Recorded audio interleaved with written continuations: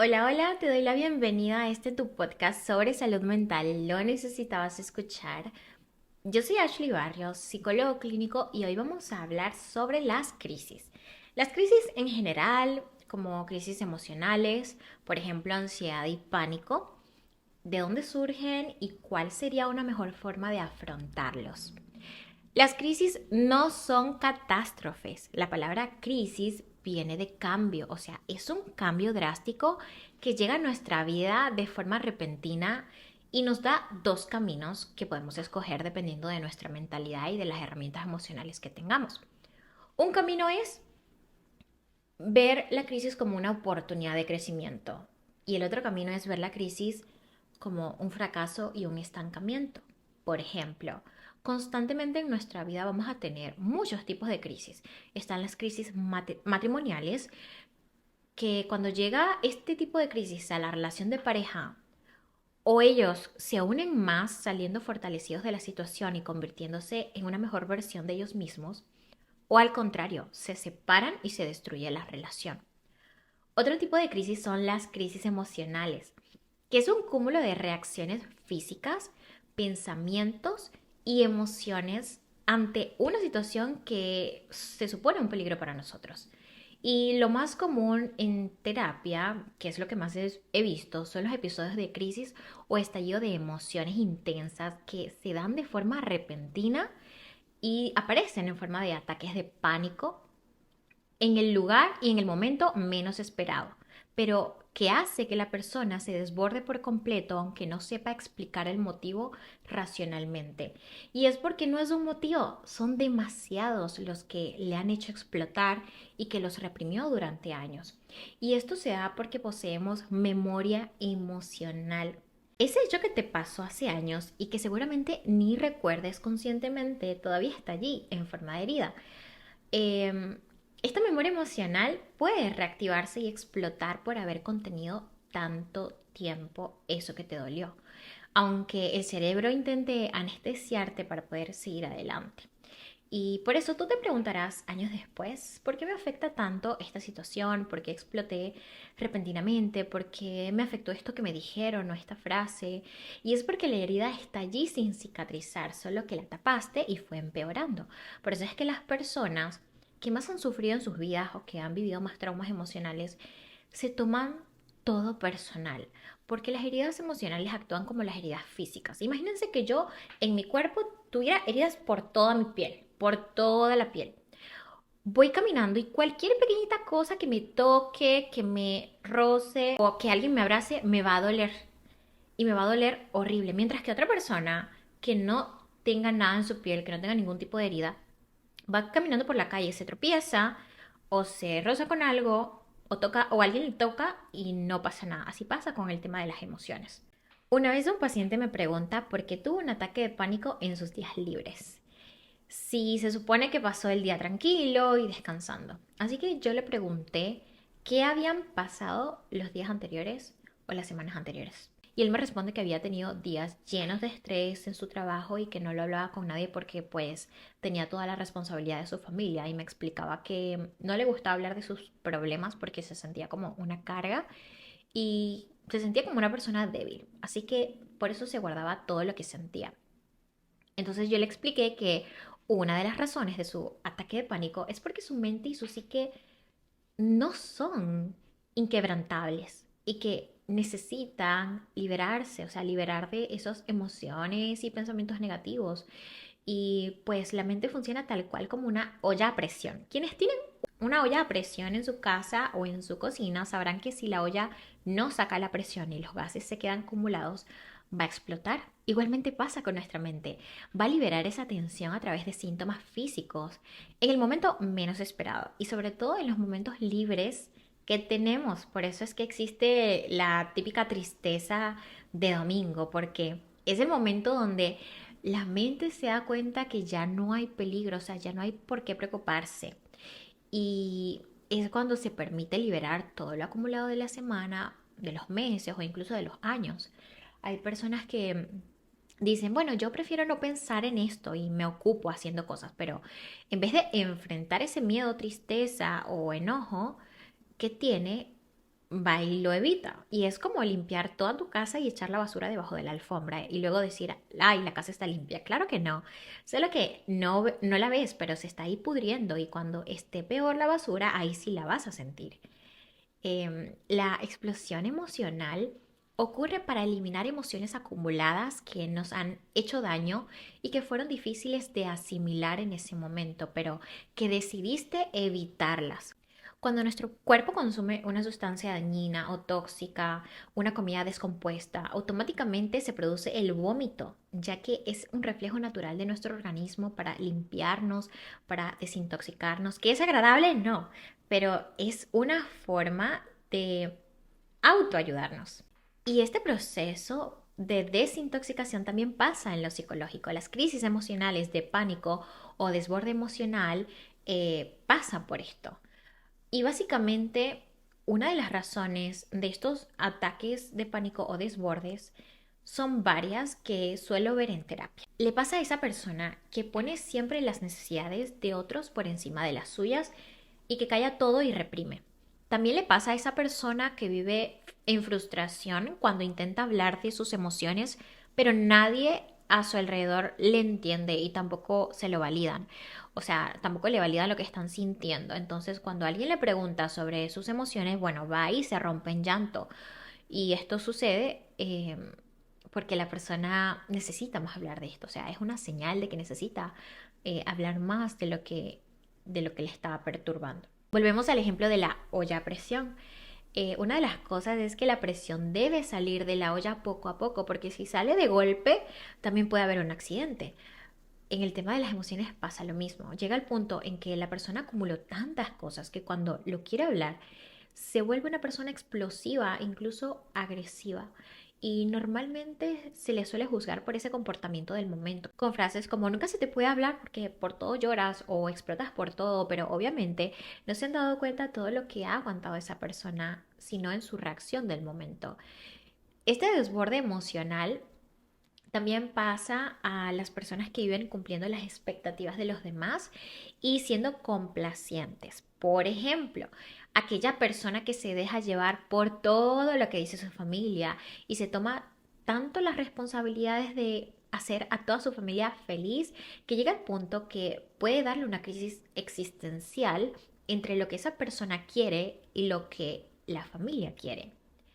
Otra razón es que este ataque emocional o de pánico les puede dar a las personas que también llevan tolerando una situación molesta o injusta por mucho tiempo, sin poner límites.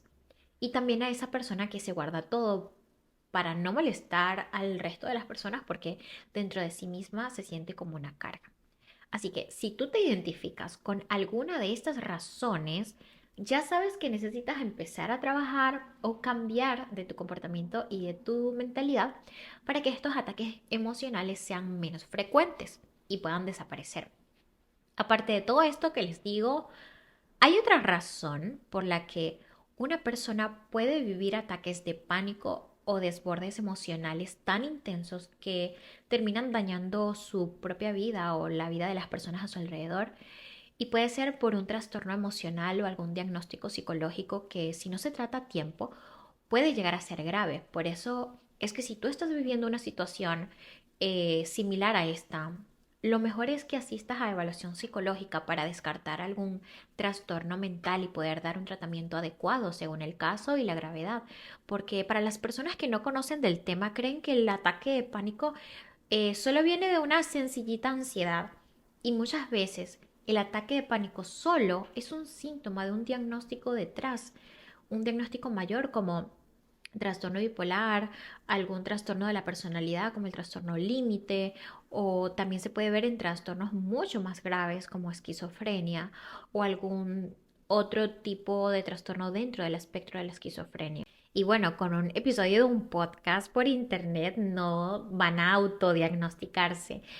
Al contrario, tomen esto que les digo como una forma de pues tomar conciencia de la importancia que tiene cuidar nuestra salud mental y hacernos chequeos de nuestra salud mental de forma periódica, porque así como nos vamos a hacer chequeos físicos para ver que todo esté bien, también en la salud mental es importantísimo ir a un proceso de evaluación para pues ver si todo está bien con nuestra mente, como una forma de prevención. No esperen a estar al borde del colapso, porque las crisis emocionales siempre se pueden prevenir, porque bueno, ya en el momento no te queda más que vivirla o pasarla, pero es algo que pudiste prevenir cuidando tu mente. Y es algo que yo enseño mucho en las sesiones de terapia, el tema del autocuidado de nuestra mente y cuerpo para prevenir estos ataques de pánico o ataques emocionales, como cuidar nuestros hábitos de alimentación, hábitos físicos, cuidar con quién nos relacionamos, hasta el trabajo que elegimos y cómo llevamos nuestras finanzas, porque hasta eso puede afectar nuestra salud mental. De hecho, las finanzas también las trabajamos durante las sesiones con estrategias para una adecuada administración de ingresos de la persona. Porque sí, las finanzas es una clara fuente de estrés, de ansiedad y depresión para muchos. Es decir, el poder trabajar en un ataque de pánico, desborde emocional y poder sanarlo no es solamente respirar y ya.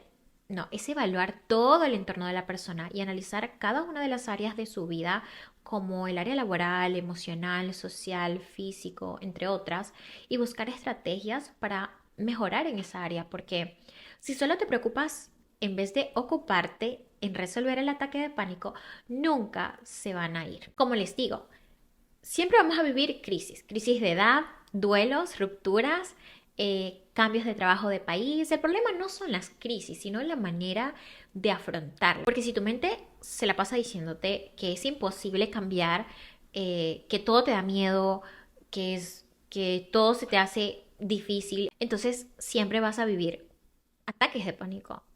Al contrario, si tu mente es una mente proactiva y curiosa y ante una crisis, lo primero que se pregunta, y se lo intento de todas formas para ver qué pasa y doy lo mejor de mí, créeme que ahí tendrías resultados diferentes en tu vida, porque la mayoría de las personas ante una crisis se acostumbra a pensar negativo, porque piensan que de esta forma se están preparando para el peor escenario posible y así no los agarra por sorpresa, pero la realidad es que esta forma de enfrentar la crisis, como preocupándose o pensando en negativo, no funciona, porque preocuparse sencillamente no funciona, más bien al contrario, hace que te quedes paralizado, sin accionar, porque la clave, como les digo, es ocuparse más que preocuparse, porque si no, vas a vivir lo que se llama parálisis por análisis, que es lo que afecta a las personas que sobrepiensan y se dejan llevar por estos pensamientos negativos. Eso te causa mucha más ansiedad ante esta situación y hace que no hagas nada, que no tomes decisiones, que procrastines, que aplaces tus metas, que tu motivación se reduzca y obviamente ansiedad y estrés va a triplicarse. Y con esto te quiero decir que en vez de preocuparte, ponte las pilas para hacer planes para resolver esos problemas que tienes y empieza a mirar las miles de oportunidades o posibilidades, que es eso lo que te va a ayudar realmente a pues poder crear estrategias y enfrentarlo mejor. Algo que te va a ayudar mucho a empezar a ver la crisis desde otra perspectiva es responderte estas preguntas. ¿Qué puedo hacer para afrontar de manera positiva esta situación? ¿Qué acciones puedo empezar a hacer hoy para hacer la diferencia? ¿Dónde podría conseguir ayuda o consejos sobre esto? Puede ser de algún amigo, familiar, compañero, pareja, de internet o de alguna persona que pueda orientarte. ¿Y qué sería lo peor que pudiera ocurrir? Y si ocurre, ¿cómo yo pudiera enfrentarlo? O sea, ¿pudiera seguir mi vida a pesar de esto? Por supuesto que sí. Entonces, les pongo un ejemplo. Cuando yo empecé a tener mis primeros pacientes, una vez llegó un caso que para mí fue muy fuerte porque la persona tenía la intención de quitarse la vida. Y en ese momento me llegó un golpe de ansiedad tan difícil que yo me detuve y dije, ok, si yo me dejo llevar por este pánico que siento y estos pensamientos y emociones de ansiedad, yo no voy a poder ayudar a la persona, no voy a poder ser útil a mi paciente y es cuando más me necesita. Así que en ese momento yo empecé a respirar de forma profunda y empezar a eliminar o a ignorar estos pensamientos que tenía de inseguridad o de miedo en ese momento. Y entonces yo empecé a permitirme que estos pensamientos pasaran, o sea, pasaran. Yo empecé a dejarles de prestar atención, pasaron a un segundo plano y centré mi atención total al paciente hasta que la ansiedad se me pasó. Igual seguí, claro, con mi respiración profunda, sin pelear con mis pensamientos, que simplemente los dejé. Dejé que vayan y vengan, mientras yo estaba concentrada en el paciente, en lo que yo estaba haciendo y en mantener mi respiración. Y ese día yo entendí que para mí la respiración funciona como esa ancla en esos momentos de crisis, porque obviamente no me va a librar de la ansiedad ni del miedo que siento, pero impide que mis pensamientos me arrastren. Es como esa presencia que está ahí diciéndome tranquila, mientras yo sigo haciendo mis cosas, ¿no? Y tomando decisiones para poder resolver la situación. Eh, entonces, tú te preguntarás, ¿qué debería hacer cuando sufro una crisis? Por muy mala que sea la situación en la que tú te encuentres, independientemente de cuánto dolor tengas, emocional o físico, comienza por realizar unas cuantas respiraciones. Porque si respiras, sabes que estás viva y mientras haya vida, hay esperanzas, como dice la frase. Entonces, practicar unas cuantas respiraciones en medio de una crisis te va a ayudar a anclarte, a centrarte en el presente, para observar lo que está sucediendo y cómo le estás haciendo frente a la situación, para pensar mucho mejor, darte tiempo para pensar acciones o estrategias que puedas realizar para solucionar la situación. Entonces, lo más efectivo es concentrarte en el presente y aceptar lo que sientes es lo que más te va a ayudar. Controlar tu respiración. No te centres en lo que tú estás sintiendo o en pelear con las emociones o los pensamientos. Te recomiendo que practiques diariamente al menos 5 minutos una respiración consciente y profunda hasta que te vayas acostumbrando a ella. Y esto es importante porque de lo contrario se te va a olvidar hacerlo en esos momentos de crisis en donde sí lo necesitas. Sobre todo, siempre que te quedes enredado en tus pensamientos y emociones, permítete sentir lo que sea que estés sintiendo, te guste o no, porque pelear con cambiar la emoción o el pensamiento en el momento no te va a ayudar, al contrario, va a empeorar la crisis. En cambio, la aceptación es lo que te va a dirigir a ese estado de paz mental que necesitas. Si hoy estás en la crisis, algo que también te va a ayudar es darte todo lo que no te dieron, siendo autocompasiva contigo misma, porque la autocompasión no es tenerte lástima, es dejar de juzgarte, de culpabilizarte, empezar a ser empática con tu dolor, aceptando tus emociones, abrazando tu vulnerabilidad y también cuídate.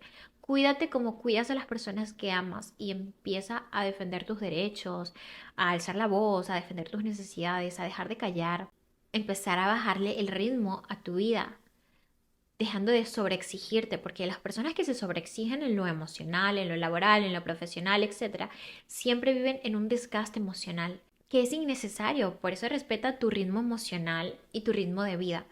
No todas las decisiones las tienes que tomar ya. Hay cosas que pueden esperar también. Puedes descansar, tienes derecho a tomarte tu tiempo, a pensar, a dormir un rato, estar un rato sin hacer nada también. Es positivo. Para manejar las crisis necesitas mejorar la relación contigo mismo también, porque cuanto mejor estés contigo mismo, más fácil va a ser superar una situación difícil. Quiero que prestes más atención ahora a tus necesidades, a cuidar cómo tú te hablas en una crisis, porque cómo te hablas es cómo te vas a sentir. Así que ya deja de hablarte de forma negativa y empieza a hablarte con palabras de ánimo. Conéctate con tu espiritualidad. Ojo, y esto va más allá de una religión. Esto tiene que ver con volver a tu interior, a meditar las cosas que tienes que cambiar de ti mismo, a recuperarte. Puede que sientas dolor y preocupación por la crisis, pero nunca abandones la paz dentro de ti. Busca la paz interna a pesar del caos externo, porque Si tú creas en tu cuerpo, tu propio hogar, vayas a donde vayas, vas a tener estabilidad. Otro punto importante, como les digo, es cuidar lo que nos decimos en medio de una crisis o de un ataque de pánico. Si lo primero que me llega a la mente es, ay, me voy a morir, literalmente vas a sentir en tu cuerpo que te vas a morir. Pero si por tu mente al contrario pasa el pensamiento de esto es un mal momento, estoy a salvo, esto pasará, puedo con esto, vas a empezar a tener mucho más tranquilidad porque recuerda, todo literalmente pasa. Realmente pocas cosas permanecen. Todo lo que te rodea está en un constante movimiento. Tú no eres la misma persona ni siquiera de ayer. Y ni siquiera físicamente. Hoy tu cabello puede amanecer o más ondulado o más liso. O pudiste amanecer con más felicidad o con más tristeza que ayer. O sea, nada permanece. Todo lo que vives es temporal. Tal como las emociones. Como sea, vas a pasar esta crisis, créeme. Bien sea caminando, volando o girando. Pero de que la atraviesas, la atraviesas. Porque las crisis siempre pasan por algo.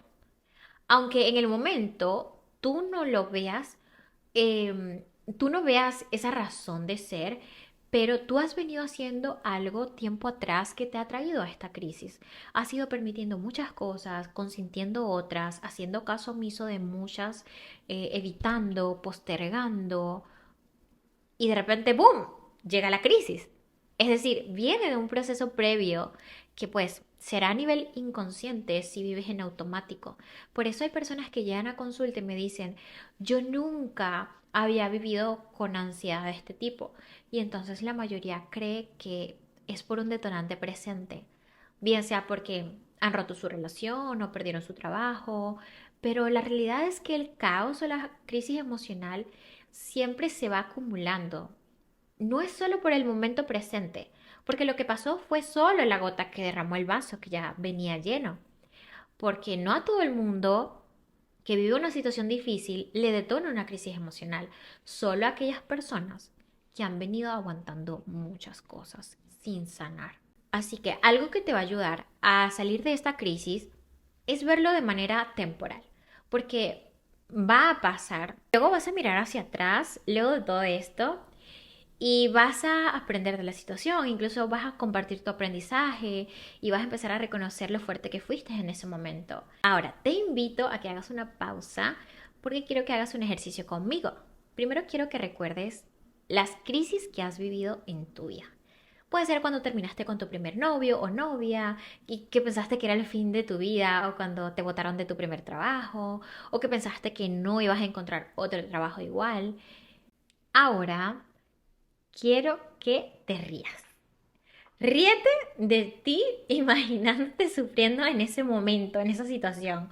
Ojo, no en forma de burla ni para quitarle importancia o valor a lo que viviste, sino para darte cuenta que una situación que en un momento te causó tantas lágrimas, después de un tiempo te puede causar otra emoción, como el humor, la risa, te saca una sonrisa, porque después le vas a sacar un significado diferente a la crisis que estás viviendo hoy y lo vas a ver menos catastrófico de cómo lo vivías en ese momento. Porque pasa algo en los momentos de crisis que tenemos.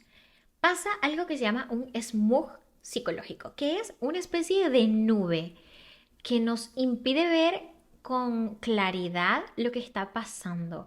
Y este humo o nube que no nos deja ver son los pensamientos negativos. Y lo más triste es que la mayoría de las veces cuando estamos sumidos en este smog psicológico, ni siquiera nos damos cuenta y ni somos conscientes. Y podemos estar horas divagando en este smog o nube psicológico, que son todos estos pensamientos, preocupaciones negativas, y vamos perdiendo ya la oportunidad de vivir en el presente y de resolver la situación. Este smog psicológico pasa cuando estamos fusionados con nuestros pensamientos, es decir, que estamos tan metidos en ellos y en nuestra mente que no queremos ver otra cosa. Por eso, si tú te defusionas, que significa separarte de estos pensamientos, vas a enfrentar una crisis de mejor manera. Pero cuando más fusionado estés con tus pensamientos, más espeso es el smog o nube psicológica que vas a tener. Y bueno, si tú llegaste hasta aquí, quiero que prestes mucha atención porque voy a decir lo más importante de todo este episodio y es una herramienta indispensable que te va a ayudar a afrontar todas estas crisis de forma positiva. Y esta herramienta se llama resiliencia. La resiliencia es la capacidad y la virtud de una persona de salir exitoso ante una situación difícil o de crisis. Este es un concepto que empezó en la psicología alrededor de 1972, cuando Michael Ruther realizó investigaciones centrándose en personas que habían vivido situaciones difíciles, como en campos de concentración, en pobreza extrema, que habían vivido maltrato o abuso o situaciones de desastres naturales graves. Llegó el momento en donde él se preguntó por qué dos personas que habían vivido el mismo terremoto, en el mismo pueblo, con la misma situación económica, porque uno seguía adelante y resistía y la otra persona estaba peor de antes de la crisis. Es como las personas que me preguntan, ¿por qué dos personas que vivieron maltrato en su infancia, una sigue adelante y sana, mientras que la otra persona decide repetir el patrón de maltrato con sus hijos? Y esto pasa porque tienen herramientas emocionales diferentes. Uno tiene resiliencia y la otra persona no. Así que en esta investigación de Michael Ruther, eh, aquellos que resistían y seguían adelante sin tirar la toalla los llamaban resilientes. Aclaro que la resiliencia no significa invulnerabilidad, porque estas personas sufrieron como cualquier otra. Lo que los diferencia es que su capacidad de afrontarlo de forma positiva esta situación y esa valentía era lo que lo caracterizaba a todos ellos. Porque cuando tienes la capacidad de resiliencia, aprovechas tu fuerza interior para reponerte de la crisis. Y mientras que si careces de resiliencia, te vas a obsesionar con cualquier problema que tengas. Vas a victimizarte todo el tiempo, puede que huyas o caigas en adicciones u otros comportamientos dañinos. La resiliencia no va a hacer que tus problemas desaparezcan, pero puede darte la capacidad de ver más allá de ellos y de manejar mejor tus emociones. Si ahora no te consideras una persona resiliente, tranquilo. Esto es algo que se puede desarrollar y aprender. Una de las cosas para aumentar tu resiliencia, aparte de todo lo que les expliqué anteriormente, como cuidarte y atender tus necesidades, dormir, descansar, cuidar tus hábitos de alimentación, como de salud mental, también tener buenos hábitos físicos como realizar deportes, yoga, ejercicios de relajación y respiración. Algo importante es también entrenar tu flexibilidad cognitiva. Eso tiene una persona resiliente, que no ve la vida blanco y negro, ve matices, aprende de la experiencia, recuerda las habilidades y las estrategias que le ayudaron en un momento difícil, en vez de paralizarse, culpabilizarse. Y es esta flexibilidad cognitiva que hace que tú te adaptes fácil a los cambios en tu vida y te ayuda a mantener la esperanza. Otra cosa que va a incrementar tu resiliencia es que construyas tu propósito y tengas siempre tus metas claras, porque cuando tú tienes metas que puedan ser alcanzables, eso te va a ayudar a mirar hacia el futuro con sentido, con propósito y no sintiéndote vacío. Otro aspecto que te puede ayudar también a incrementar esta resiliencia es comprometerte contigo mismo. El compromiso hacia uno mismo es ser coherente, es decir, disciplinarte, querer hacer eh, eso con lo que te comprometiste. No faltar a tu palabra, seguir tus valores, tus principios y lo que para ti es importante. Y por último, y no menos importante, algo que te va a ayudar a incrementar la resiliencia es las relaciones que tengas. Rodearte de personas positivas, construir relaciones fuertes que te brinden apoyo, orientación y que sean tu fuente de seguridad es sumamente importante para crear esta red de apoyo. Con esto yo me despido de ustedes. Finalizo, no sin antes darte las gracias por compartir siempre mi contenido y que pues si te ayudó puedas pasarle este episodio a alguien que sabes que también lo necesite. Te envío mucha fuerza a ti si estás pasando por una crisis emocional y quiero decirte que esto es parte de tu transformación, pero confía en tu poder interior. Te deseo muy bonita semana, nos vemos en el próximo episodio. Chao, chao.